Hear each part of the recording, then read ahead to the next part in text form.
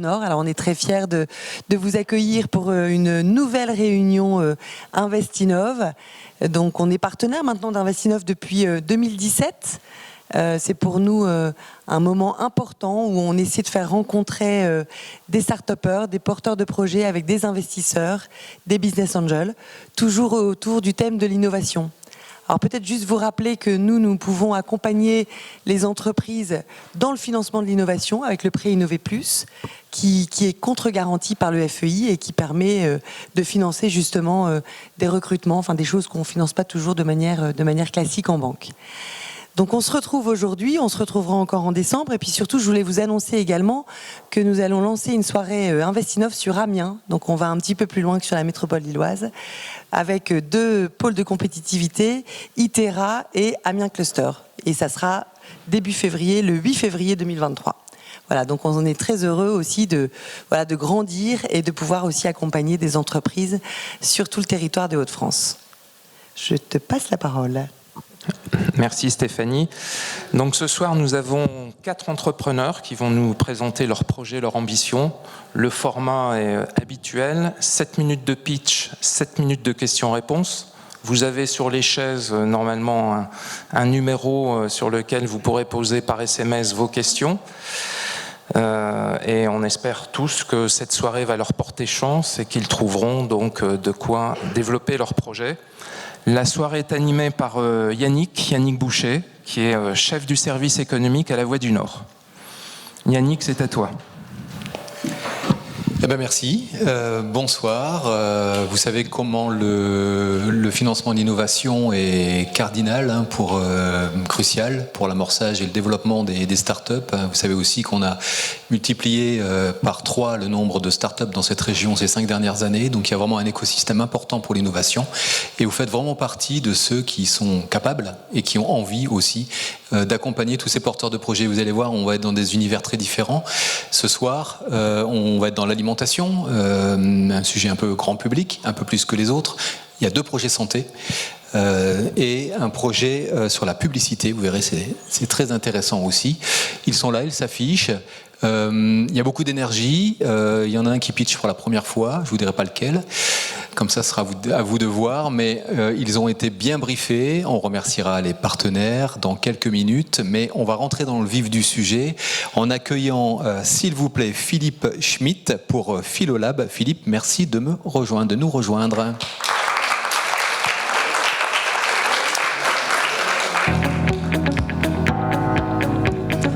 Faut toujours la petite musique, sinon ça le fait pas. Alors Philippe, vous avez 62 ans, dont la moitié précisément comme directeur d'un laboratoire d'analyse médicale qui est leader dans les Hauts-de-France, qui s'appelle toujours Biopat. Vous étiez à Carvin et puis vous avez vraiment roulé votre bosse dans cette entreprise, dans cet univers, puisque vous avez à un moment donné été membre du comité de direction pour une bonne quarantaine de sites. Donc vous avez l'ossature, vous avez la surface, comme on dit, et vous avez décidé de voler de vos propres ailes à un moment donné.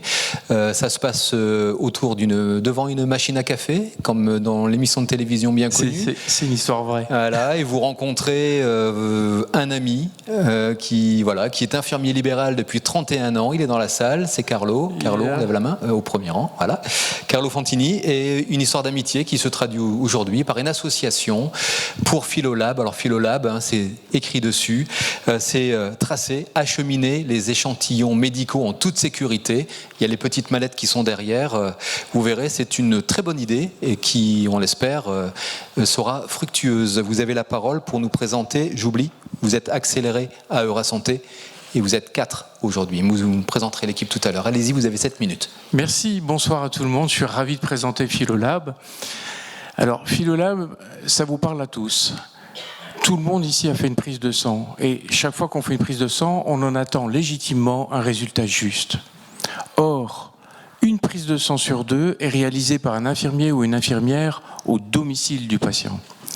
Et là, on rencontre 85% des risques d'erreur médicale par le biologiste parce que les échantillons peuvent être dégradés dans leur transfert entre le domicile et l'arrivée au laboratoire. Évidemment, le biologiste est responsable d'absolument tout le processus. Simplement, il est dans l'incapacité de maîtriser la qualité de sa matière première. Et donc c'est pour ça qu'il peut faire des erreurs. Alors c'est ainsi que l'on a fondé Philolab avec mon copain Carlo. Alors Philolab, c'est quoi? Ce sont des outils qui sont mis à disposition des biologistes afin de tracer et acheminer les échantillons en toute sécurité. Philolab, c'est avant tout cette mallette qui contient une carte électronique.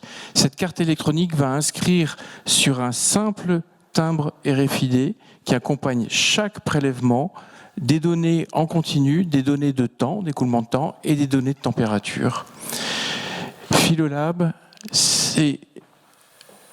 On va réaliser le cheminement habituel maintenant avec Philolab.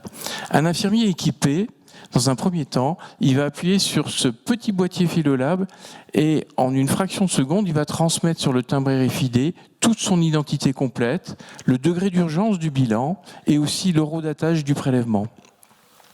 Dans un deuxième temps, l'infirmier dépose dans la mallette Philolab. Cette mallette Philolab, elle est très particulière parce qu'elle va sécuriser l'échantillon médical. Elle a été conçue pour résister au choc, tant physique, mais surtout au choc thermique. Et puis ensuite, on est à l'arrivée au laboratoire. À l'arrivée au laboratoire, grâce à notre application Philolab, le biologiste va pouvoir vérifier, et ça c'est une première, l'histoire réelle du transport, des conditions de transport de l'échantillon jusqu'à l'arrivée chez lui. Cette fiche de traçabilité, elle est consultable par l'ensemble des acteurs de la chaîne logistique sur notre application MyPhilolab. Au moindre doute, du coup, on pourra reproduire la prise de sang et éviter tout risque d'erreur médicale. En apportant ces outils à l'infirmier, le biologiste va enfin pouvoir dépister les échantillons qui ont été corrompus, c'est le terme dans notre métier, et ils vont interrompre le process avant l'analyse, et ça change tout.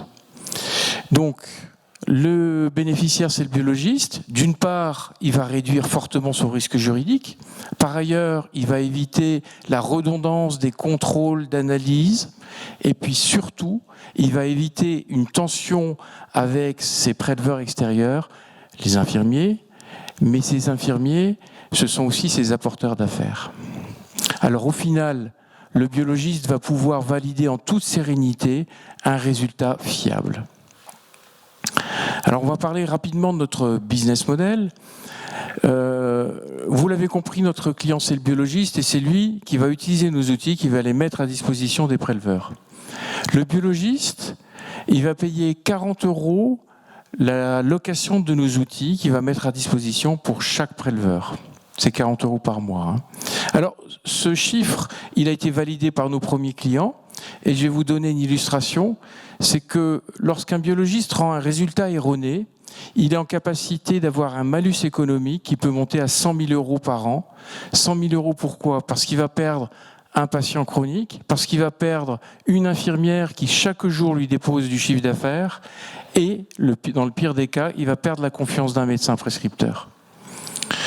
Alors, pour séduire nos premiers clients, nous proposons une période d'essai de nos outils pendant 1 mois.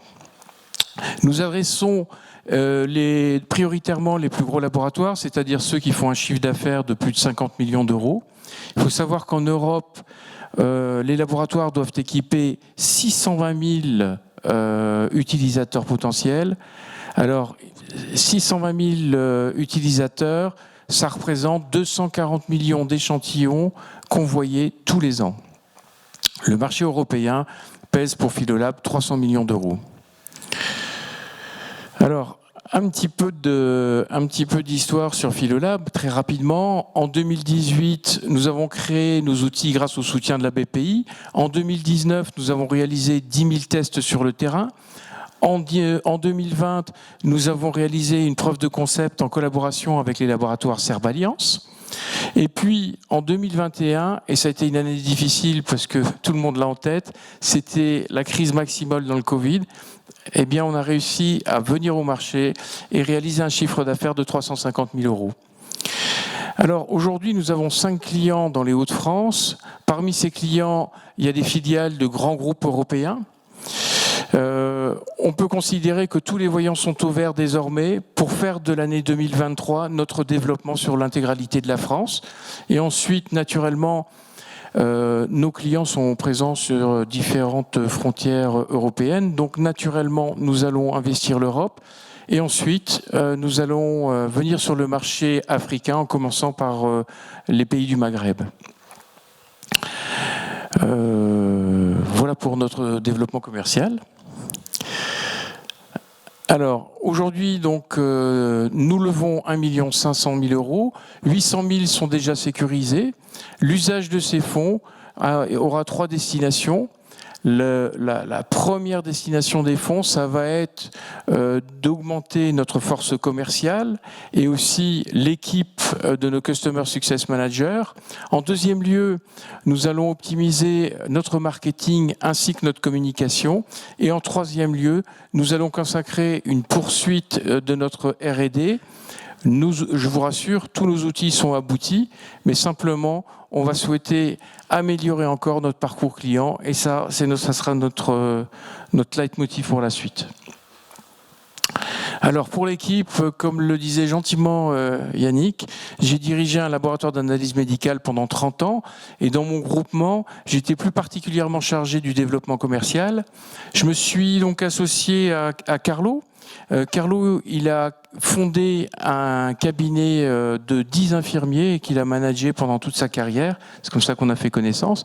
Et puis, ce petit jeune homme qui est à côté de nous et qui est juste là devant, eh bien, c'est lui qui avait toutes les compétences en matière commerciale sur le terrain. C'est notre directeur commercial et associé. Alors, nous avons embauché deux agents commerciaux. Et puis, nous avons séduit aussi un business angel. Ce business angel, il est très important pour nous. Il s'agit du leader européen, il est industriel, leader européen de la fabrication des gants anti-coupure. Il a une expérience à l'international qui va nous être extrêmement précieuse lors de notre phase de développement. Il s'agit de monsieur Fabrice Lebon, pour ceux qui le connaissent. Alors, j'ai juste un leitmotiv. Rejoignez-nous et ensemble, constituons le leader mondial de la protection des échantillons médicaux. Voilà, je vous remercie. J'ai hâte de répondre à vos questionnements. Merci.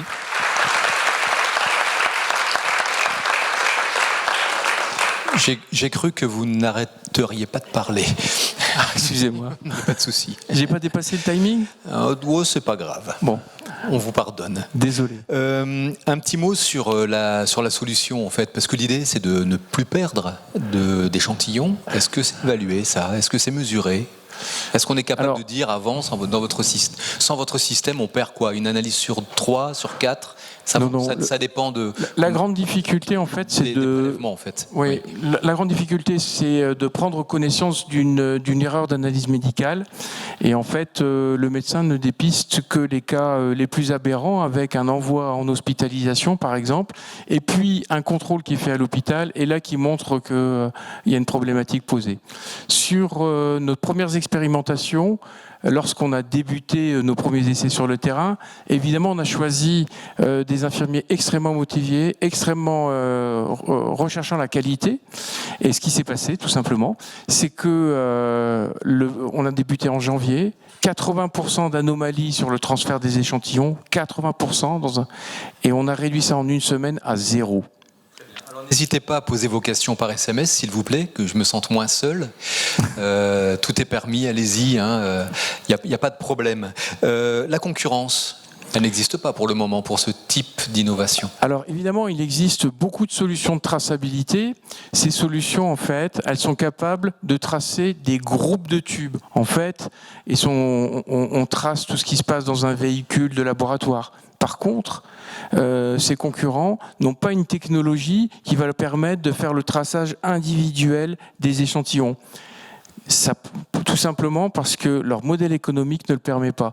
On est à peu près 15 à 30 fois moins cher que les technologies qui sont utilisées pour du convoyage de masse. Très bien. Un mot sur Biopat, c'est une entreprise que vous connaissez un petit peu. Oui. Est-ce qu'elle a été votre premier client ? Absolument. Quel rôle joue cette entreprise dans votre déploiement de solutions ? Voilà. Alors, évidemment, c'est là qu'ont eu lieu les essais sur le terrain. Évidemment, Biopat est client de la société Philolab, mais évidemment, pour la commercialiser beaucoup plus largement, eh bien, il a fallu que je quitte l'entreprise et que je me consacre maintenant pleinement à Philolab. Donc j'entretiens évidemment de bons contacts de ce côté-là, mais j'en ai développé d'autres dans des sociétés concurrentes. Stéphanie, oui, question. J'avais une question, alors la concurrence, j'avais une question aussi sur la rentabilité. Est-ce que vous faites déjà 350 000 € de chiffre d'affaires, c'est ça? Oui. Sur 4-5 clients. Oui. Combien il vous faut de clients pour atteindre l'équilibre de votre modèle? Aujourd'hui, pas le nombre de clients, c'est peut-être plus le nombre de... Aujourd'hui, sur notre modèle, on est arrivé au break-even. Voilà. On a une petite équipe, on est centré, encore une fois, dans les Hauts-de-France, et on a une clientèle existante. Comme je vous l'ai dit, on a des Customer Success Managers qui gèrent nos clients en continu. Donc cette petite équipe ne permet pas un développement commercial sur l'ensemble de la France. C'est ce qui motive ma venue aujourd'hui. Il me faut vraiment des fonds. Ah, il y a une question. Il faut convaincre les préleveurs ou sont-ils ravis du dispositif proposé?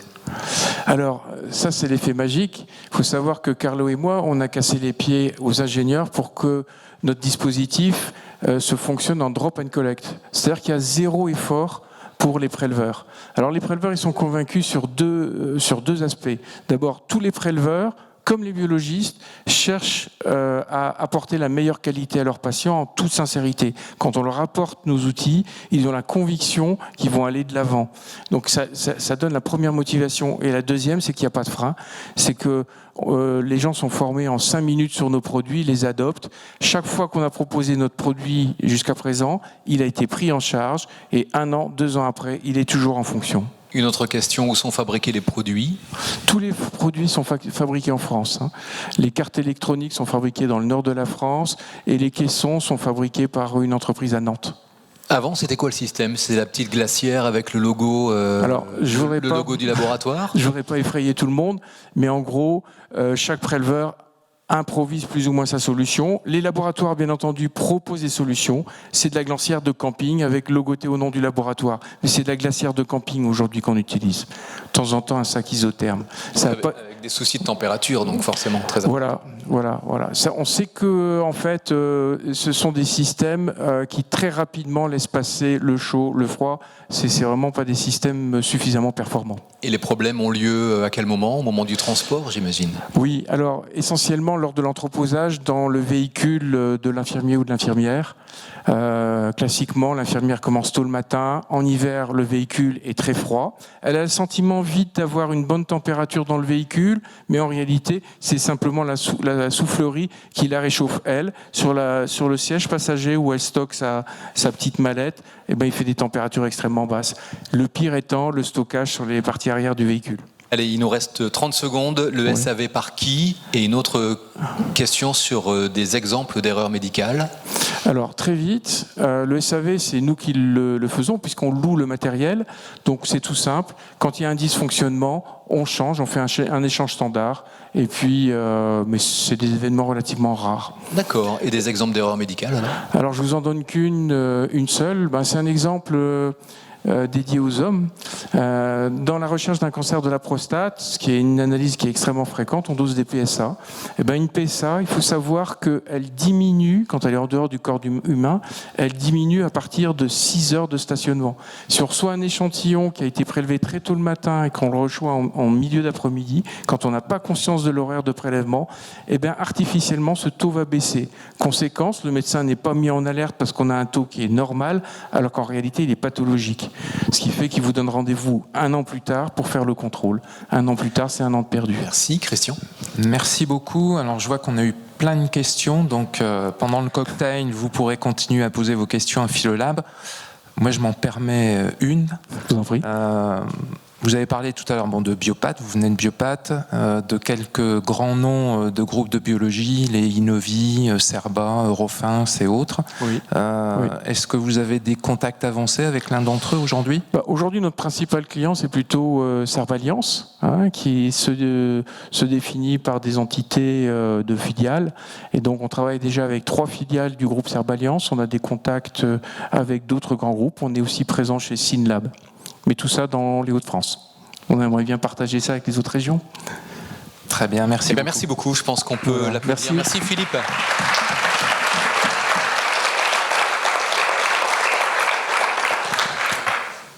On va rester dans la santé. J'ai le plaisir d'accueillir pour vous Vanessa Le Sobre. Vanessa, merci de nous rejoindre.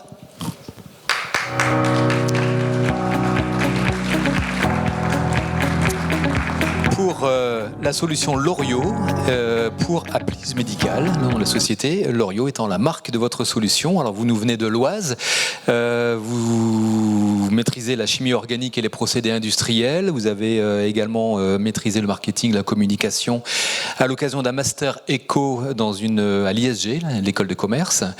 Et puis entre 2005 et 2018, vous êtes dans la pharmacie, puisque vous êtes chez Mylan, spécialiste des troubles respiratoires, un grand laboratoire pharmaceutique. Et puis au moment où sont apparus les systèmes connectés, vous vous êtes aperçu que, parce que vous êtes très curieuse de nature, c'est un trait de votre caractère, hein, vous êtes aperçu qu'il n'y avait pas grand-chose, pas de solution pour aider les personnes qui souffraient de troubles respiratoires.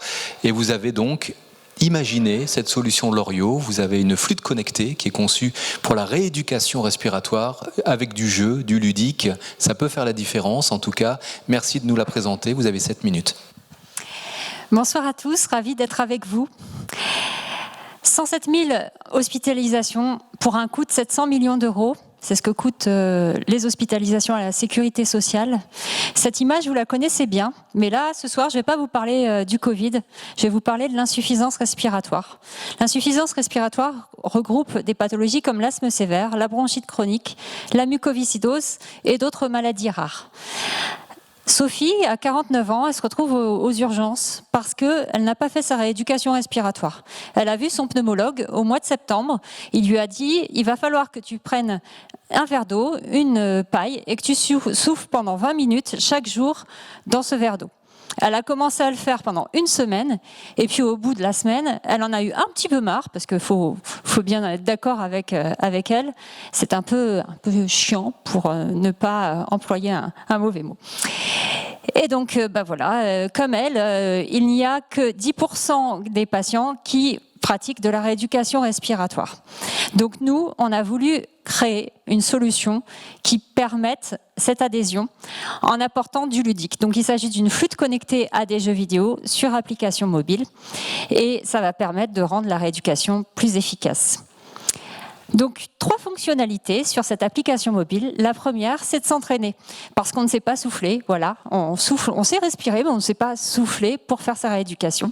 Donc, ce sont des exercices qui sont rédigés par un kinésithérapeute respiratoire et qui sont intégrés dans notre solution et gamifiés. Ces exercices sont ensuite introduits dans des jeux vidéo. Là, vous voyez par exemple, on a créé un jeu qui ressemble beaucoup au jeu Mario Kart et où on va utiliser son souffle et pas que, également des boutons. Et puis bien sûr, ce qui est intéressant, c'est de savoir où on en est. Donc de piloter sa respiration, ce volume insufflé, le volume inspiré, et puis de savoir chaque jour combien de temps on a passé à sa rééducation respiratoire. Donc c'est des données qui sont hébergées sur un hébergeur de santé et qui permettront à la santé publique également de faire du tracking de data. Notre marché de l'insuffisance respiratoire, il est de 2 sortes. Il y a d'abord les établissements de soins, donc les SSR, c'est les soins de suite et de réadaptation, qui traitent plutôt les patients BPCO et atteints d'asthme sévère, et puis ensuite les CRCM, qui sont des centres de muco, mais qui traitent aussi les pathologies respiratoires rares. Donc on a une approche B2B avec eux, ce sera notre cœur de cible, et ensuite nous avons 3,5 millions quand même de patients en France, c'est pas rien, et 231 millions de patients dans le monde. Il faut savoir que c'est la 3e cause aujourd'hui de mortalité, enfin de décès dans le monde. Notre business model, donc 2 approches, l'offre B2B avec une solution individuelle qui permet de traiter un patient, par exemple hospitalisé, et puis notre solution collective, donc ce sont des grands écrans tactiles où on peut partager l'écran jusqu'à 4 utilisateurs. Pour le kiné, ça permet de traiter 4 patients à la fois. Et puis, ça permet également de faire de l'éducation thérapeutique. Et puis, à domicile, une solution B2C. Là, on est plus sur de l'achat, on était sur de l'abonnement côté B2B. Notre solution, on a une petite potion magique qui est qu'en fait, on a la possibilité d'être vraiment présent grâce au laboratoire Viatris qui fait notre promotion. Donc, on a approché 16 centres qui nous ont déjà évalués et puis 3 qui sont en test d'implantation pré-vente. On va commencer nos ventes B2B dès le mois de janvier et on a déjà un centre qui a commandé un espace. 41 flûtes déjà de vendues auprès d'individus. On n'avait pourtant pas fait de promotion en B2C. Et puis, une solution brevetée. Notre équipe, moi-même, et puis Maxime qui est là présent et que vous pourrez voir par la suite après pendant le cocktail.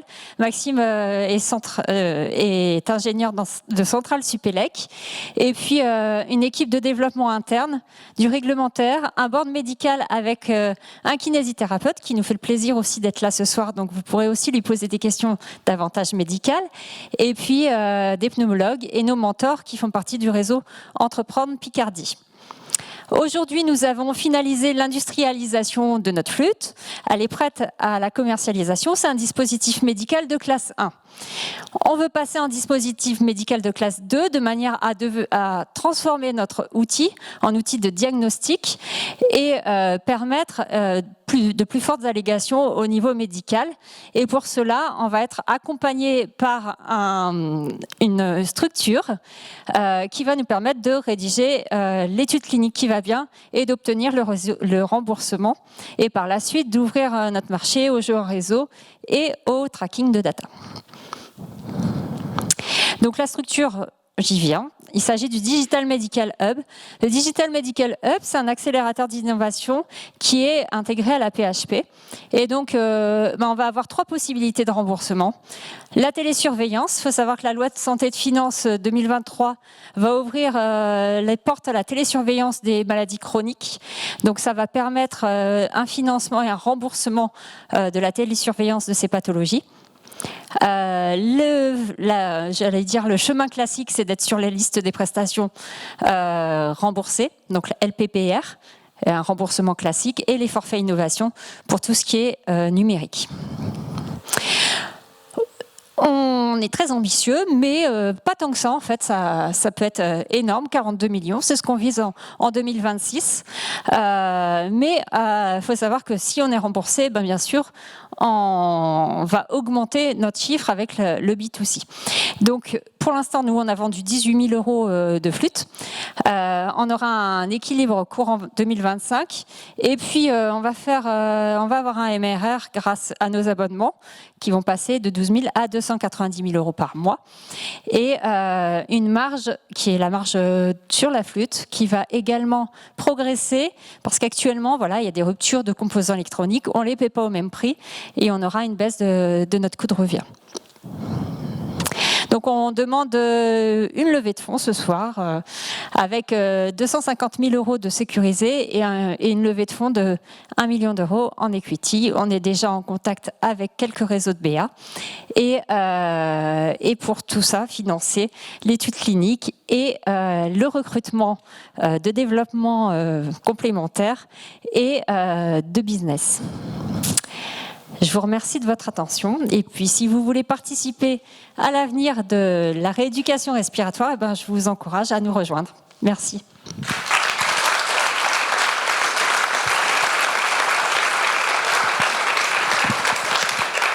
Merci Vanessa. Est-ce qu'on peut revenir un instant sur DMH, ce hub numérique? Ça vous apporte quoi précisément puisque vous aviez l'air de beaucoup insister là-dessus?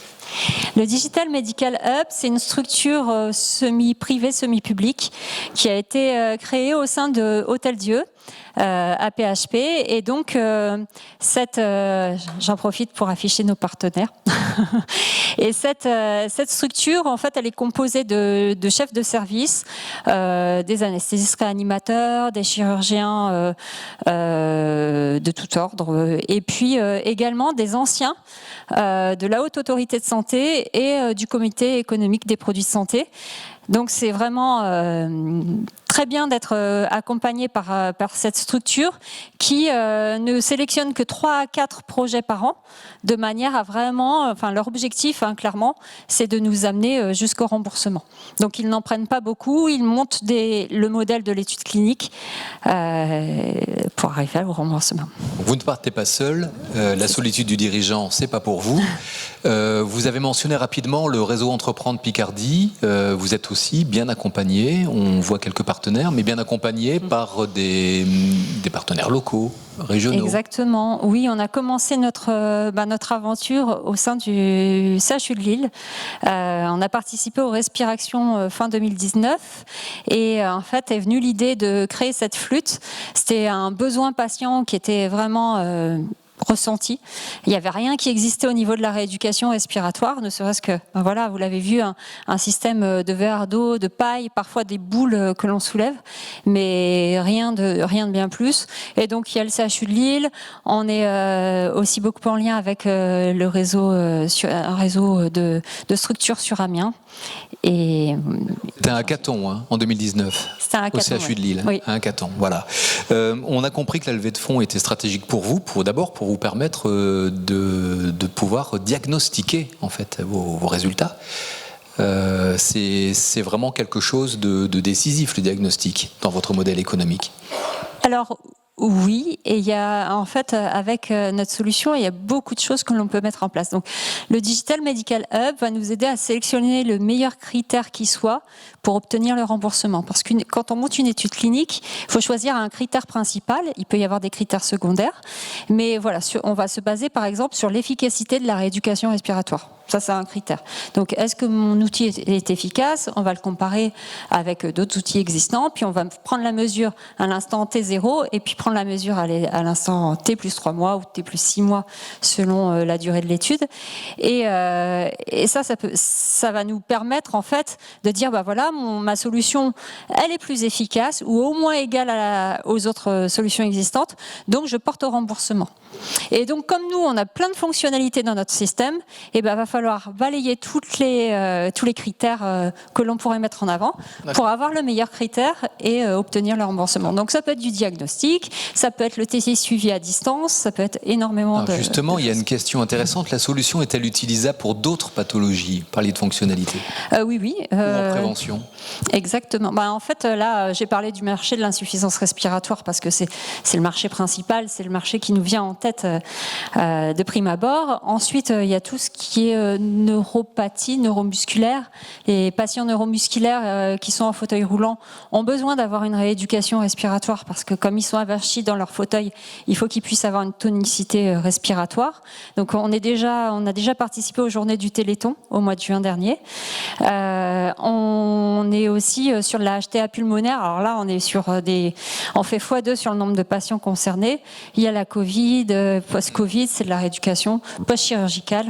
Il y a plein de données. Votre solution paraît si évidente, emplie de bon sens. Elle n'est pas encore vraiment distribuée. Comment vous êtes accueillis dans les centres, puisque trois centres, il y en a 16 en test, pour rappeler. En fait, non, on en a vu 16 qui ont testé qui ont pris en main la solution, oui. Mais on a laissé trois kits à 3 établissements, l'hôpital Necker à Paris, l'hôpital Robert Debré, puis la Fondation Rothschild à Chantilly. Les retours sont très bons, j'imagine. Les retours sont très bons. Et là, on a des associations de patients qui veulent s'équiper. Donc, on a une association dès le mois de janvier qui va s'équiper d'un espace. Un mot sur la concurrence, je suis obligé d'aller vite. Oui, un mot sur la concurrence. Oui, la concurrence, elle est quasiment inexistante. Vous pourrez venir voir, je sais pas, Thomas est là, donc Thomas c'est notre kiné. Je lui avais demandé de rapporter un petit système pour vous montrer en fait ce qu'il utilise lui en rééducation respiratoire. C'est un système qui s'appelle Voldin, c'est un système où on souffle dedans et on actionne un palais, voilà. Donc on n'a pas fait mieux jusqu'à présent. Et les solutions digitales qui se veulent digitales, c'est plutôt des spiromètres qui vont prendre des mesures à un instant T de la capacité respiratoire du patient, mais qui ne font pas fonction de rééducation, qui n'entraînent pas le souffle. Donc on n'a pas fait mieux jusqu'à présent. Et les solutions digitales qui se veulent digitales, c'est plutôt des spiromètres qui vont prendre des mesures à un instant T de la capacité respiratoire du patient, mais qui ne font pas fonction de rééducation, qui n'entraînent pas le souffle. D'accord. Les tests à l'effort qu'on connaît un peu, ça peut aussi être une possibilité. Les tests à l'effort, c'est dans des cabines où on est sous pression avec des systèmes. Vous n'êtes pas là-dessus. Ça fera partie de l'arsenal thérapeutique utilisé par le pneumologue pour aider les patients. D'accord. Un mot sur la fabrication de la flûte. Oui. Ça vous tient à cœur, ça, le fait que ce soit 100% made in France et made in région même. Voilà, donc comme Philolab, nous sommes 100% made in France. On produit dans le sud de la France la plasturgie. Ce sont en fait, on s'est entouré des meilleurs. C'est-à-dire que la plasturgie ils travaillent déjà, par exemple, pour pas citer le produit sur bétadine. Pour ce qui est de l'électronique, on est dans les Hauts-de-France puisqu'on développe ça dans l'Oise. Et puis l'assemblage, on travaille avec un établissement adapté, c'est-à-dire qu'on fait travailler des personnes handicapées qui travaillent pour fabriquer des solutions pour les handicapés. Donc ces personnes sont ravies de pouvoir travailler sur ce produit. Et voilà. Et voilà, donc déjà 41 flûtes vendues, et ce n'est qu'un début. Merci beaucoup. On rappelle que c'est breveté tout ça, c'est important. Un brevet qui a été également validé à l'international. Il me reste 12 secondes, la durée de l'essai clinique.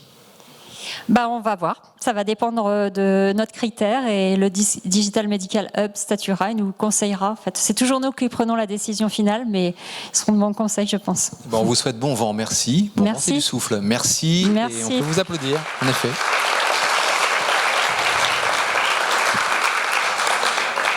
Alors, je trahirais ma petite mission si je ne vous présentais pas les 3 partenaires de cette soirée. On va commencer par Marine, Madame Pitch, qui est là. Madame Pitch, qui est en coaching, en accompagnement des pitchers. Où est-elle, Marine ? Elle est là. Voilà.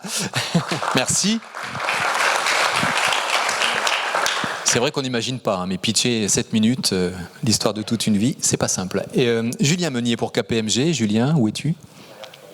Voilà.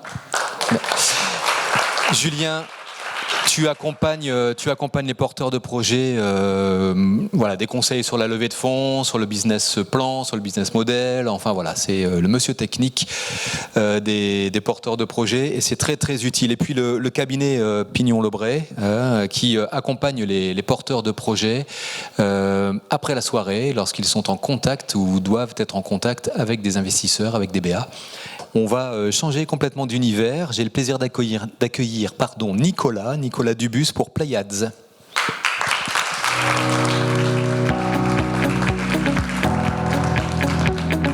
Alors très rapidement, vous êtes Lillois, des web, bon, personne n'est parfait. Une école EFICOM, école de communication lilloise qu'on connaît bien. Vous partez 1 an en Australie, puis vous revenez, vous travaillez un petit peu chez Philippe Morris, industrie du tabac, et puis dans une start-up lyonnaise, c'est le grand écart, en communication, en affichage dynamique, et puis vous, notamment sur les stations-service, je crois, et puis vous faites un petit passage chez Decathlon à Béthune, voilà. Et il vous arrive, vous allez voir au début du pitch, une petite aventure au volant de votre voiture. Voilà, on va y aller. On va parler de gamification de la publicité, comment changer la méthode et le regard sur la pub. C'est grâce à vous, vous avez 7 minutes et commencez par cette histoire d'affichage publicitaire. Super, merci beaucoup. Bonsoir à tous. Alors effectivement, on va parler de publicité. Je vais vous demander juste de vous projeter dans une situation qu'on a tous déjà connue. On va pas prendre les panneaux, mais on va se dire qu'on est dimanche soir, on est dans son canapé, on est devant la télé, et là, la pub arrive en plein milieu du film sur un super moment. Donc il y en a certains d'entre vous qui vont partir dans le frigo pour aller grignoter, d'autres qui vont prendre leur smartphone pour faire concrètement autre chose. Parce qu'en fait, on n'a pas envie de vivre ces 6 à 7 minutes de réclame publicitaire. Je vous passe les détails des fameux panneaux qui viennent polluer l'espace urbain, et encore également tous les mails qu'on vient supprimer sans même les ouvrir pour des promotions ou tout simplement de la publicité.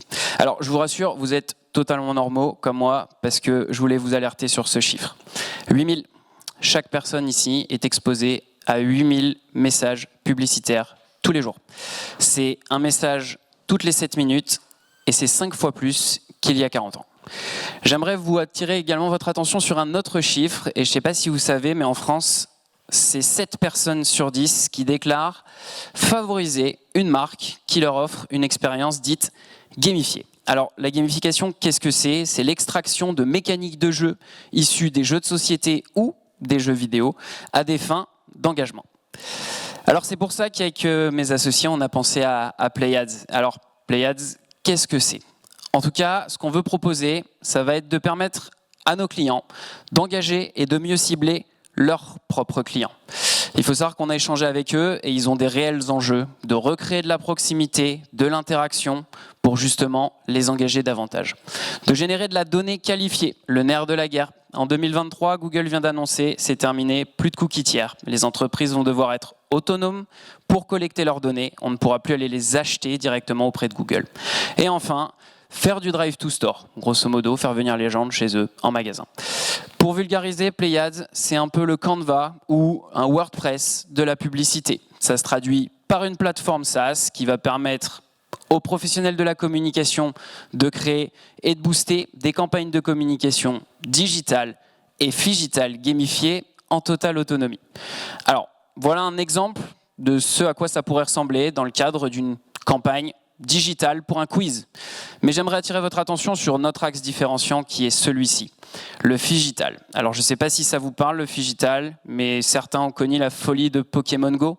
C'était partir avec son smartphone à l'aventure dans la ville. Et bien le phygital c'est ça, l'utilisation du smartphone comme le sac de Dora l'exploratrice, mais tout simplement pour vivre quelque chose de totalement réel. Alors je vous montre un exemple de ce qui peut sortir de cette plateforme. C'est une campagne phygital qu'on a créée pour Leclerc dans le cadre du passage du Tour de France cette année à Lille au mois de juillet 2022. Qu'est-ce que Playads propose en termes de proposition de valeur? Premièrement, des économies. Par rapport à une agence événementielle traditionnelle, on a une plateforme, on automatise, donc forcément on vient réaliser des économies en termes de coûts, mais également des économies en termes de temps. On divise par 3 voire 4 la durée de création pour ce type de campagne. Ensuite, de l'autonomie. Je vous ai parlé de Canva ou de WordPress, c'est comment l'utilisateur va arriver à venir de manière autonome et sans aucune compétence technique, créer une campagne de communication digitale ou phygital. Et enfin, vous l'aurez compris, on parle beaucoup d'expérience depuis tout à l'heure, de l'expérientiel. Alors, notre business model, il s'articule autour de 2 produits. Le premier, la plateforme SaaS, plutôt en marque blanche, à destination des professionnels, les régies publicitaires, les agences de communication. Une licence d'utilisation, une possibilité d'utiliser en illimité la plateforme avec différents types de fonctionnalités. Le deuxième positionnement, ça va plutôt être de la marque grise, où là, Playads va utiliser sa propre plateforme en interne, plutôt en format d'agence outillée, et donc sur un modèle en prestation de service.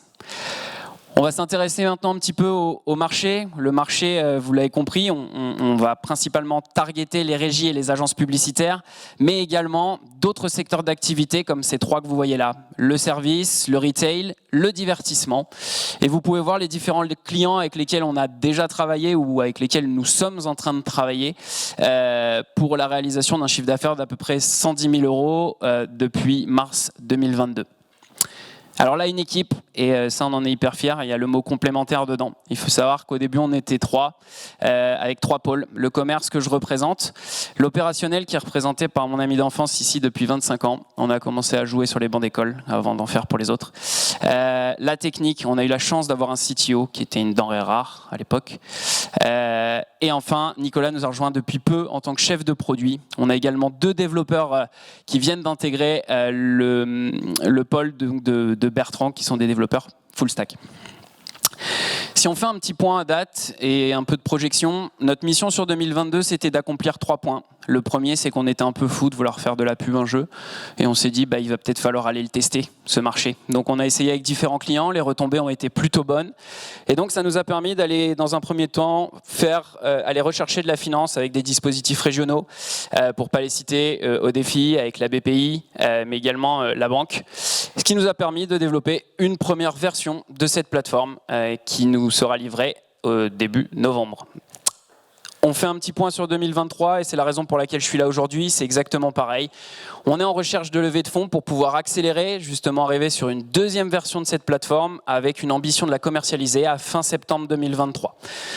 Vous voyez juste sur la 3e année qui est 2024, on est en train d'échanger avec plusieurs partenaires, dont France Télévisions Publicité qui est notre partenaire phare depuis le début, sur le projet des Jeux de Paris donc 2024. En termes de financement, vous l'avez compris, on a besoin d'1 million d'euros pour continuer d'accélérer, pour continuer de financer la croissance. 500 000 euros en equity avec des fonds ou des business angels, 500 000 euros avec un effet levier auprès d'établissements comme la BPI. Comment on va dépenser cet argent? Premièrement, avec des équipes. Je vous ai parlé tout à l'heure d'agences outillées. On a beaucoup de demandes en interne qui arrivent et on n'a plus la capacité de suivre cette production. 25% sur la recherche et développement pour justement finaliser cette fameuse plateforme et pouvoir rentrer dans notre deuxième business model. Et enfin, le marketing. Tout simplement, on a une vraie stratégie de positionnement sur Google avec du référencement naturel et référencement payant. L'idée est que Pléiades devienne vraiment le partenaire prioritaire des régies et le leader des campagnes gamifiées en France et en Europe. Alors, si vous êtes prêts à rentrer dans le game, si vous aussi, vous avez envie de changer la publicité, lui donner un peu de peps, un peu de fun, et que vous voulez être un acteur du futur Canva de la publicité, eh bien, n'hésitez pas à nous contacter et rejoignez-nous. Je vous remercie.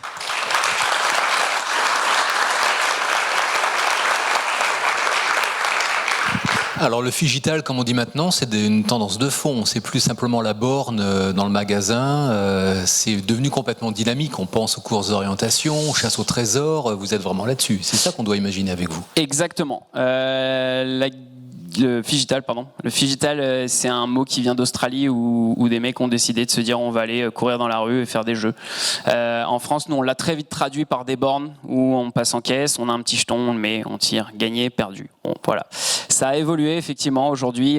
Comme je le disais tout à l'heure avec Pokémon Go, c'est des vraies aventures urbaines. Il y a vraiment de l'interaction, il y a des actions à réaliser et on arrive à transformer vraiment l'espace urbain, un centre commercial ou même un grand magasin, comme un vrai territoire et un vrai terrain de jeu. Vous êtes créé en mars 2022 ? Oui. Il y a 6 mois, quoi. C'est ça. C'est tout récent. Hein. Oui. 110 000 euros déjà hors plateforme. Expliquez-nous. Comment ? Expliquez-nous. Alors, expliquez-nous. Je vais vous expliquer. Le chiffre d'affaires. Ouais, le chiffre d'affaires, il s'est découpé. On a eu une grosse opportunité au début. Le premier client qu'on a eu a été ADO. On a bossé avec eux, pas du tout sur de la pub à l'externe, mais plutôt sur de la pub à l'interne. Alors, la gamification est très connue sur de l'interne. C'est de là que c'est né en entreprise. Et en fait, ADO nous a permis de déboucher sur d'autres projets, notamment avec des agences immobilières sur lesquelles on a joué avec du Monopoly, par exemple, si ça vous parle. Je pense d'ailleurs que ça vous parle. Et ensuite, là récemment, avec France Télévisions qui commence à vraiment venir vendre comme régie nos dispositifs auprès de ses propres clients, avec un vrai cas d'usage qui était le Tour de France. Est-ce qu'il y a un profil de client? On parle de France Télévisions, ou des séminaires pour ADO. Oui. C'était ADO ou Leroy Merlin? C'était ADO. ADO service, ouais. Oui, vous recherchez quel type de client en fait? Alors, comme je vous l'ai expliqué, principalement effectivement les régies publicitaires, les agences de com. Par contre, quand nous on vient traiter en direct avec les annonceurs, on s'est vite rendu compte que c'était pas possible d'aller démarcher des TPE ou des PME parce qu'aujourd'hui il y avait une conduite du changement à faire au niveau de la gamification et de la publicité. On perdait un temps fou et donc on s'est concentré exclusivement sur des entreprises de taille intermédiaire, ou des grands groupes. Alors il y a une question, il y a déjà une affirmation, il y a de la place devant, donc n'hésitez pas, si pour les personnes debout, de venir nous rejoindre. Au moment du petit jingle, ça sera plus discret. Quelles seront les nouvelles fonctionnalités de la plateforme V2 ? Alors aujourd'hui, la première version qu'on a, ça a été d'utiliser justement et de venir tester en figé comment on pouvait venir personnaliser soit du digital, soit du phygital. Donc on n'avait pas encore ce système de ce qu'on va appeler, je vais d'ailleurs le dire en français, glisser-déplacer des mécaniques ou de venir pouvoir le développer. Donc tout ça, ça va arriver. On a de nouvelles mécaniques qui vont arriver. On en a à peu près une dizaine qui vont arriver sur cette plateforme. La capacité pour les régies de pouvoir venir également avoir un terminal de paiement dessus et avec une vision 360. Il faut bien comprendre qu'aujourd'hui, on a naïvement, pendant très longtemps, on a pensé que la plateforme, on avait une obligation de moyens, mais pas de résultats. Sauf que dans la communication, quand on dit ça, on nous met une petite claque derrière la tête et on nous dit vous êtes gentils et coco, mais il va falloir aussi que ça puisse avoir une certaine rentabilité. Résultat, il vous en faut pour vous aussi, parce que le gamer Exactement. doit aller au bout de l'aventure, au bout du jeu. Oui. Ça pose pas un problème, ça ? Non, alors par rapport à l'efficacité souhaitée par votre client. Alors justement non, et je pense que c'est même la force du modèle de la gamification, c'est qu'aujourd'hui quand vous vous rendez sur une des applications qui peuvent sortir de cette plateforme ou qu'on peut développer, je vais utiliser un mot très marketing, mais en fait vous êtes consommateur. Vous avez le choix de donner vos données, vous avez le choix d'aller au bout Vous n'êtes pas exposé à quelque chose, vous êtes passif. Vous allez être actif de quelque chose. Et en gros, il y a cette notion, nous, en termes d'indicateurs de performance, qui est beaucoup plus qualitatif que des données autres, plutôt orientées mass média. Un mot sur la concurrence, puisque la rampe de lancement, c'est France Télévisions. Oui. Au démarrage. Pourquoi vous ont-ils choisi vous et pas quelqu'un d'autre? Parce que vous n'êtes pas seul sur le marché. Non, alors on n'est pas seul, on a des concurrents indirects, notamment des plateformes d'édition sur des jeux de late game, comme on appelle ça, digital, il y en a pas mal en France, il y en a même des locales. Par contre, aujourd'hui, notre vrai axe différenciant, c'est que nous, on arrive à apporter justement de l'édition sur une dimension digitale et pas que digitale. Notre vrai axe de différenciation, il est là-dessus. Et France Télévisions s'ancre dans un nouveau modèle qui est justement de l'audace, de l'expérientiel et justement de la création de proximité avec les utilisateurs. Comment sont diffusées les campagnes qui sont créées? Par email, par SMS, alors, par réseau? Tout ce que vous venez de dire. Aujourd'hui, ce qui sort de cette plateforme, c'est ce qu'on appelle des progressive web applications. On a voulu se dispenser des différents stores, Apple, Google, pour justement perdre du temps. Et ce qui va sortir en termes de liens, ça va être un lien que vous pouvez partager sur les réseaux sociaux, de l'emailing, du SMS. Le but est vraiment d'avoir un point d'entrée pour l'utilisateur et d'avoir justement cette notion de captation sur différents types de canaux. Bien souvent, on a remarqué qu'on était alliés malgré tout à une campagne de mass média à côté, qu'elle soit digitale ou autre. Encore une question intéressante, comment collecter et valoriser la data sans borne de jeu? Alors comment? Tout simplement grâce à nos applis. Aujourd'hui, en fait, vu que les applications... C'est pour ça que vous êtes à Euratech, on aurait dû le dire tout à l'heure, ouais. Au pôle média. Exactement. Ouais, on faisait partie donc du pôle média et effectivement, donc les applications qui vont sortir pour la data et comment on la traite, c'est que chaque client qui passe par nous ou qui peut passer par la plateforme va être de facto propriétaire de sa donnée. Par contre, on la collecte tout simplement via un formulaire d'inscription au début, via les applications qui sont hébergées directement sur des serveurs reliés à la plateforme. Très bien, j'ai peut-être une dernière question sur l'efficacité du modèle, le marché du phygital en fait. Comment faites-vous pour nous convaincre que ça ne sera pas juste une petite passe d'armes et que le marché va se dégonfler dans 1 an, dans 2 ans, dans 3 ans? Alors, il y a 2 aspects. Il y a la première chose, les projections, notamment sur la première chose avec la gamification. Sur 2025, c'est un taux de croissance annuel composé de quasiment 30%. C'est un marché qui va peser quasiment 25 milliards au niveau mondial. Et le phygital... Et en France, on sait faire?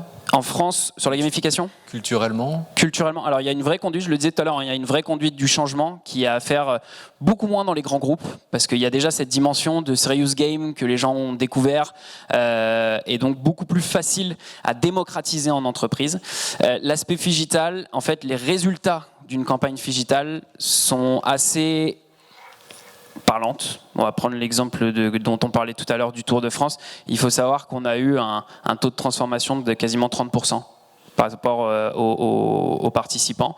Si on compare à de la télé, de la presse, de l'affichage extérieur, du digital, de ce que vous voulez, il n'y a même pas de débat. Allez, une dernière question. La plateforme actuelle vous appartient-elle? Ou pas pour le... Alors oui et non. Non, elle est chez un prestataire. Aujourd'hui, on a une équipe de dev sur lesquels justement ils sont en train de travailler avec nos équipes techniques que je vous ai présentées tout à l'heure. Le deal au début, c'était vraiment ça, c'était de trouver un partenaire et un prestat qui parlait le même langage de développement que notre service technique pour pouvoir récupérer la plateforme derrière et pouvoir nous-mêmes l'améliorer et venir scaler le modèle de mois en mois. Ouais, j'ai une petite question. Vos clients, là, les régies publicitaires, oui. Elles font des économies ou c'est finalement du business, enfin c'est des sources Alors, pour eux, supplémentaires? Valeur ajoutée. Voilà, ouais. Alors pour eux, en fait, à partir d'un certain seuil de création de jeux, ça devient une réelle économie. À partir de 3 jeux, ça devient une réelle économie parce qu'il faut savoir que, et on a peu de tabou là-dessus, une campagne phygital, ça se vend facilement entre 20 et 30 000 euros sur des mécaniques très simples. Et en fait, les régies, ça leur permet, eux, via cette plateforme, d'avoir une vraie maîtrise de leur budget, de combien leur coûte une campagne créée via cette plateforme.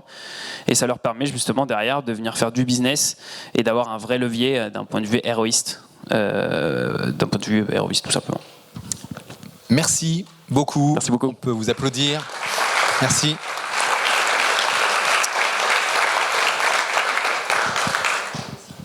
Il n'est pas venu tout seul, il est venu avec ses bottes vertes, avec sa tenue de combat. Merci beaucoup Jérémy Delbar de nous rejoindre pour Tomorrow.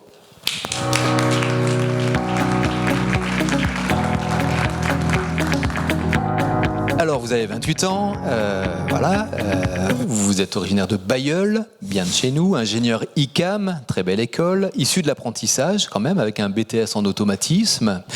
Et puis dans le développement de produits, dans l'électricité, c'était votre univers, votre environnement, votre écosystème. Et puis vous avez commencé à travailler sur un projet de micro-potager, et là on est déjà dans le vif du sujet, et vous avez décidé d'imaginer pour vous une première ferme verticale. On va parler de cela ce soir.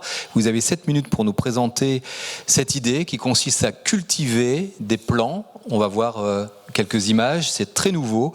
Des plants de plantes aromatiques, pourquoi pas de salade, de choux, de tout ce qu'on veut, parce que tout est possible avec vous, visiblement, dans les centres commerciaux, dans les magasins des grandes surfaces. On va en parler. Donc c'est le distributeur qui devient producteur avec la racine. Vous avez 7 minutes. Donc bonsoir à tous. Tomorrow, le premier service de microferme connecté. Mais moi, avant de commencer un pitch, j'aime bien citer un grand scientifique célèbre que vous connaissez tous, Monsieur Woody Allen, qui a dit un jour « L'homme devra répondre à 3 grandes questions. D'où venons-nous ? Qui sommes-nous ? Mais surtout, qu'est-ce qu'on mange ce soir ?» Alors ça peut prêter à sourire, mais c'est une vraie question, puisqu'aujourd'hui, c'est quand même 30% des produits frais alimentaires qui sont gaspillés avant même d'arriver en magasin. 1/3 de la production alimentaire est détruite avant d'arriver en magasin. Et ça, dans notre jargon technique de start-up, on appelle ça un beau gâchis. Avec Tomorrow, on a décidé de s'attaquer à cette histoire avec une idée simple. Transformons le vendeur en producteur. Cultivons là où se trouve le consommateur, c'est-à-dire en supermarché. Comment ? Grâce à des micro-fermes verticales qu'on va implanter en magasin et qui vont vous permettre de cueillir vos produits frais directement dans votre rayon frais. C'est 100% local, ça a poussé en bas de chez vous. On peut pas plus local. Ça permet d'avoir des produits ultra frais, 100% sains, 0 pesticides, 100% local, j'aime bien le répéter plusieurs fois. Et surtout, ça ne meurt pas en magasin tant que ce n'est pas cueilli. On évite le transport et le stockage. Mais ça, c'est la partie visible. Derrière, il faut venir réapprovisionner ces fermes. Et là, on a développé une idée de hub, une idée de logistique. C'est-à-dire qu'on vient créer et faire germer nos plants à moins de 10 km de chaque microferme. Une fois que c'est germé, dans notre zone de chalandise, on vient livrer les microfermes et elles vont continuer à grandir dans ces microfermes. Et ça, c'est rendu possible grâce à notre technologie brevetée. Pas par un brevet, mais par 2 brevets. Le premier sur la surveillance, donc on surveille que tout se passe bien et tous dans la microferme pour venir réapprovisionner au bon moment. Et surtout sur la deuxième partie, où on a développé une solution qui nous permet de nous implanter un magasin avec une simple prise électrique. Pas d'arrivée d'eau, pas d'évacuation d'eau, on se branche, on est efficace en moins de 2 heures et vous avez des produits ultra frais à disposition. Ce qui nous a permis d'être vraiment différents, c'est notre capacité à être constructeur et exploitant. On construit nos micro-fermes et on les exploite. On a développé l'aéroponie. Pas l'hydroponie, mais une solution qui nous permet de nous dispenser d'une arrivée d'eau et d'une évacuation d'eau. Ce qui fait que notre solution est complètement plug and play. On branche, on est parti et c'est efficace. Ce qui fait qu'aujourd'hui, on est 10 fois moins cher que notre premier concurrent allemand, Infarm, voire iFarm et Urban Farm. Aujourd'hui, en termes de produits, on a commencé avec l'aromatique parce que c'est plus simple, c'est pas très délicat l'aromatique pour les magasins de distribution. Mais demain, avec Carrefour et Auchan, on développe des salades trio, des nouvelles solutions qui permettent de cultiver des produits qu'on importe et qui font beaucoup de route pour rien. Les avantages, c'est qu'on va limiter la démarque, on rentre dans les nouvelles démarches RSE, on offre une expérience client à la grande distribution qui se vide aujourd'hui. Tout le monde va sur les drives. Donc retrouver l'expérience de cueillir soi-même ses produits en magasin, c'est super intéressant pour eux. Et on offre une gamme innovante avec des solutions qui sont nouvelles, qui permettent d'avoir des produits ultra frais et aussi différents. Aujourd'hui, tout le monde va sur Top Chef, tout le monde regarde pour cultiver et pour faire le petit plat qui va plaire à tout le monde, mais on n'a pas forcément les aromates qui vont en face. Et avec notre solution, on peut le faire. Notre cible, c'est la grande distribution, avec les magasins en hypercentre et les supermarchés un peu plus grands. On peut aussi travailler avec la grande distribution biologique qui cherche à ce genre de solution, car on entre dans une solution de traçabilité totale. En termes de marché, en France, il y a quand même beaucoup de monde. C'est quand même 44 000 supermarchés en France. Dans les 44 000, on espère en équiper 420 d'ici 3 ans. Et c'est plutôt bien parti, puisqu'aujourd'hui, depuis notre création, on a déjà installé 2 fermes. On en installera 10 avant la fin de l'année. Et aujourd'hui, on a un peu de mal à suivre la demande, puisqu'on n'a pas de commerciaux et les commandes arrivent sans qu'on aille les chercher. Mais alors, comment ça se marche? Comment on est facturé? On ne vend pas de plan. On est maraîcher et on ne vend pas de plan. C'est bizarre, hein? Mais en fait, on est un peu le Netflix du maraîchage. Le magasin paye un mensuel récurrent. Et dans ce mensuel, on s'occupe de tout. Le service, le réabsort et la maintenance du système. Tout est fait simplement. Ils n'ont qu'à cliquer et on s'occupe de tout. En termes de besoins, on cherche à lever 1,5 million d'euros pour pouvoir alimenter 6 hubs, pour répondre à la demande qu'on a actuellement. Dans les 1,5 million d'euros, on veut surtout investir dans du matériel, dans nos hubs, mais aussi dans une équipe qui est technique et dans une campagne marketing pour pouvoir nous permettre d'atteindre nos objectifs. Aujourd'hui, j'ai la chance d'avoir une super équipe, enfin c'est ce qu'ils me disent, avec Camille, qui est ma cofondatrice, qui ce soir n'est pas là parce qu'elle pitch à un autre événement, parce qu'on est complémentaires, comme tout le monde, ce soir, et aussi Margot qui s'occupe de l'expérience digitale, Lucien en innovation technique, et Juliette qui s'occupe du community management. Aujourd'hui, on est une petite équipe de 5 et on a réussi à équiper 2 magasins et 10 avant la fin de l'année. Donc investissez chez nous, permettez-nous de devenir le plus grand leader de micro-fermes de France, voire d'Europe, et peut-être même du monde. Et suivez-nous sur les réseaux. Merci.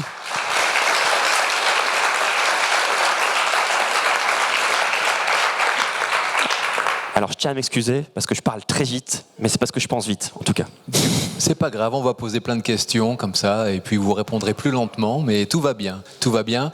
Vous êtes 5 et vous avez installé, fait quasiment le même boulot par rapport à un concurrent qu'on connaît qui est allemand, où ils sont 300 salariés. C'est quelque chose qui est terriblement efficace, votre solution. On arrive, on branche, et c'est parti. Voilà, c'était la vraie... Il n'y a pas de frais logistiques. Exactement, c'était la vraie question qu'on s'est posée avant d'installer. C'est qu'est-ce que la grande distribution ne veut pas faire? Rien faire. Pas de contraintes. Donc on s'est dit comment on va faire ça, et on a développé une solution brevetée avec juste une prise. La ferme est sur roulette, on la branche et on est en route.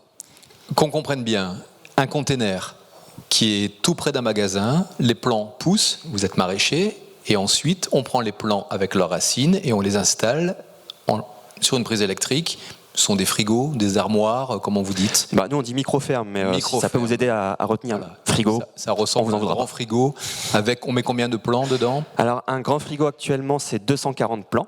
Oui. Alors ça marche très bien pour les Carrefour Market où on est implanté, ça marche très bien aussi pour des Auchan, des trucs comme ça. Là on travaille sur une nouvelle version pour Paris, parce que Paris nous tend les bras, mais on est un peu grand pour Paris. Donc on travaille sur une plus petite version, mais la technologie est la même. Donc il faut réalimenter sans arrêt, évidemment, ces grandes armoires avec tous ces plants à l'intérieur. C'est ça, et c'est tout le principe du hub, c'est-à-dire que nos conteneurs de germination sont à moins de 10 km. Moins de 10 km, voilà. Comme tout est connecté, on sait qui réapprovisionner, quand réapprovisionner, quoi réapprovisionner. Et l'idée, c'est de pouvoir développer des hubs à l'échelle nationale et faire du local à l'échelle nationale. Circuit court, voilà. Bien sûr. Et ça veut dire que pour les magasins, ils doivent prévoir de la place supplémentaire? Comment ça se passe? Parce que là, vous prenez la place d'autres produits, non? Alors, on ne prend pas la place d'autres produits parce que de l'aromatique, ils ont déjà des étals sur de l'aromatique sur lesquels ils ont 70% de perte. C'est-à-dire qu'ils en achètent 10, ils en jettent 7, ils en vendent 3. L'aromatique, c'est très compliqué visiblement dans les grandes surfaces. Et vous, votre taux de perte, il est de 2%. 2%. C'est-à-dire que vous gardez quasiment tout. Exactement. Après, on reste sur du vivant, donc il y a toujours une petite perte. Ils suppriment des étals pour mettre des frigos. En fait, ils suppriment en fait, on vient prendre la place de certains frigos. Parce qu'aujourd'hui, ils ont des aromatiques frigos qui viennent chez Fleurette, qui sont des sous blister. Ces frigos-là, nous, en fait, la dimension des fermes rentre dans les dimensions magasins. Alors sur votre site, on voit une petite vidéo qui montre bien un petit peu comment tout cela fonctionne. Le client ouvre la porte comme on va chercher une pizza ou une glace dans une armoire réfrigérée. On prend un petit sachet fraîcheur, on prend la plante avec la racine, et ce qui permet de la ramener avec la racine à la maison et puis de continuer à faire pousser. Voilà, en fait aujourd'hui on s'est rendu compte, je pense que tout le monde s'en est déjà rendu compte, qui a acheté un basilic ici, en a consommé 3 feuilles et acheté tout le reste. Stéphanie. Tout le monde ne consomme pas un basilic en une soirée. Donc nous, on repart avec le plant avec sa racine, on le met juste dans l'eau, dans un vase ou dans un petit verre d'eau, et on peut le tenir 10-15 jours, parce que tant que la racine est là, la plante continue à vivre. Alors ça intrigue beaucoup, hein. Qui fabrique les matériels? Comment on se passe d'eau? On se demande. On est constructeur et exploitant. C'est-à-dire qu'on détient la technologie et on construit nos fermes chez nous. Donc on a monté une mini-usine où on construit nos fermes chez nous. Et vous avez un entrepôt quelque part? On a un entrepôt à Willems. On est installé dans la zone de Willems. On a 250 mètres carrés sur Willems où on a installé un local de production et on fait le montage chez nous pour garder cette capacité à innover et à être en R&D permanente à l'écoute de nos clients. Dans les magasins, les responsables de magasins, les directeurs de magasins cherchent souvent de l'expérience client. Est-ce qu'ils l'expriment et est-ce que vous tablez là-dessus en argumentation commerciale? Alors, parce que c'est nouveau. En tant que rêveur optimiste, moi je suis arrivé la première fois avec un client en disant « Vous allez voir, vous n'allez plus gaspiller ». Ils ont dit « Ouais, sympa. Par contre, mon magasin se vide et le fait que votre client puisse venir cueillir soi-même, là, ça m'intéresse. » Et quand, en deuxième temps, ils se rendent compte qu'économiquement, c'est plus viable aussi, bah alors là, on a tout gagné. Alors, quand vous disiez tout à l'heure que vous vouliez être le Netflix du maraîchage, est-ce qu'on peut revenir là-dessus? Ça veut dire quoi? Que le directeur de magasin, plus il vend, plus il va marger, en quelque sorte, donc il est poussé à la vente, il est intéressé à la vente. En fait, c'était ça. L'idée, c'est qu'on voulait s'implanter, on est facilement implantable, parce qu'il faut simplement une prise électrique, on peut aussi facilement nous retirer. Donc on s'est dit comment on fait pour pousser la vente. Et ben on a fait le système d'abonnement, ce qui fait que le magasin, plus il vend, plus sa marge augmente. Donc il a tout intérêt à pousser la vente. Et aujourd'hui, il nous faut de la place pour mettre des totems, il nous faut de la place pour faire des animations, parce que plus ils vendent, plus ils gagnent d'argent. C'est ça l'idée. Il y a une question, 1,5 million d'euros pour 6 hubs. Est-ce qu'il est possible de réduire les coûts? Alors on est à 1,5 million pour 6 hubs, mais quand on parle de 1 hub, c'est un container, 10 fermes et toute la logistique qui va avec comment on appelle ça, le personnel.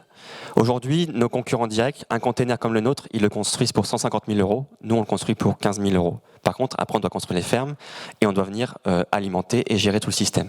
Aujourd'hui, on peut réduire parce que notre hub, le premier hub qu'on a construit, était expérimental. On passe sur une démarche maintenant de retour d'expérience pour réduire les coûts de construction. Votre solution coûte moins cher que celle de vos concurrents?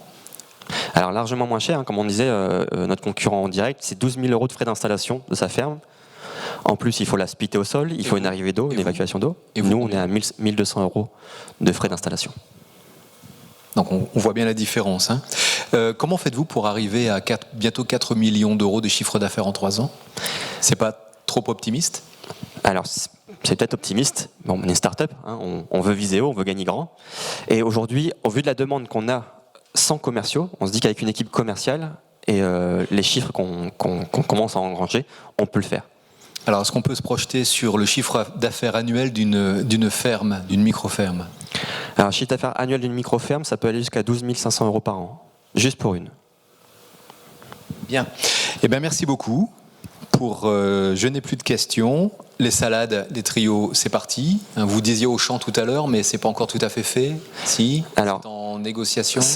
Auchan, c'est Carrefour, Market, c'est bon. Carrefour, et en fait Carrefour, lui, souhaite vraiment développer des variétés non plus aromatiques, mais des vraies salades et développer des valeurs à haute valeur ajoutée sur lesquelles on peut encore plus gagner. Ça veut dire des frigos beaucoup plus grands, non?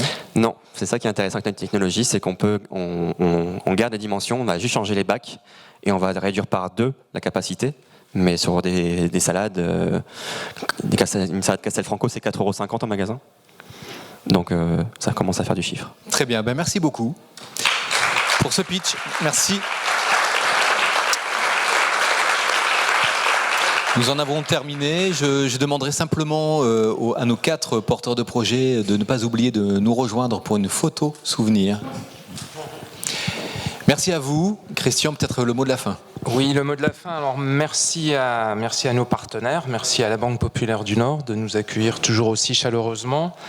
Merci aux 4 porteurs de projet, à Madame Pitch, à Julien de KPMG, à Tanguy de Bignon-le-Bray, à notre partenaire vidéaste Bam Bam Productions, à notre animateur Yannick, fidèle depuis le début, à la région, à la MEL, à nos partenaires et à vous, investisseurs. Alors, avant de terminer, de passer au cocktail, juste les prochaines rencontres. Le 6 décembre, Donc on aura la dernière session de l'année 2022 ici. Et comme l'a annoncé tout à l'heure Stéphanie, le 8 février 2023, on aura notre première session dans le sud des Hauts-de-France, à Amiens. Donc on vous convie aussi. On espère que d'ici là, voilà, on aura tous de l'essence pour pouvoir se déplacer à Amiens. Merci à tous et le buffet est ouvert.